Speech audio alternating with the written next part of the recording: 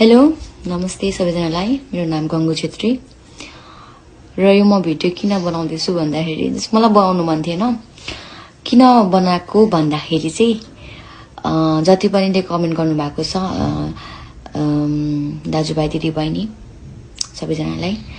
एउटा सानो मेसेज मेरो तर्फबाट धेरैले बोल्नु भएको छ मेरो फेक अकाउन्ट बनाएर अनि धेरै मान्छेले बोल्नु भएको छ मेरो यस्तो भिडियो देखेर हैन कतिले राम्रो बोल्नु भएको छ कतिले नराम्रो तरिकाले बोल्नु भएको छ आई एप्रिशिएट म सबै एप्रिशिएट गर्छु हैन मेरै नाममा बनेको छ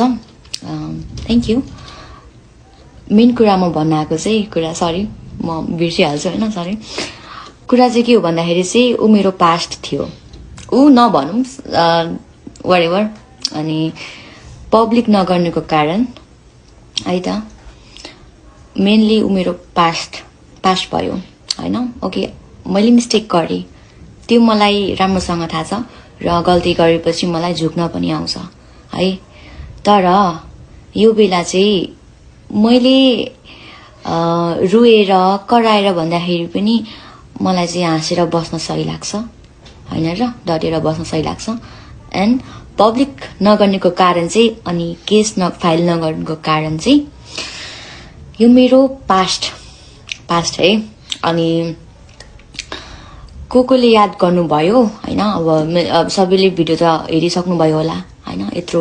मेरो बारेमा बोल्ने केही बुझेर बोल्नु भएको होला नि त हैन बुझेरै मलाई राम्रोसँग पहिलादेखि चिनेर बोल्नु भएको होला कतिले हैन अनि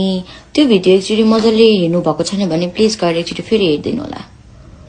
जुन मेरो हातमा ट्याटु छ यो मेडुसाको आई गट दिस ट्याटु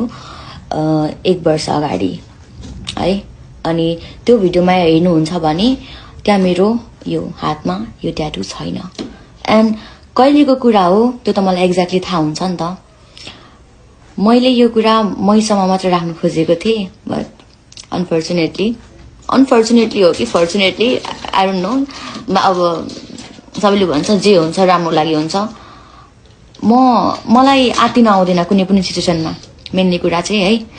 अनि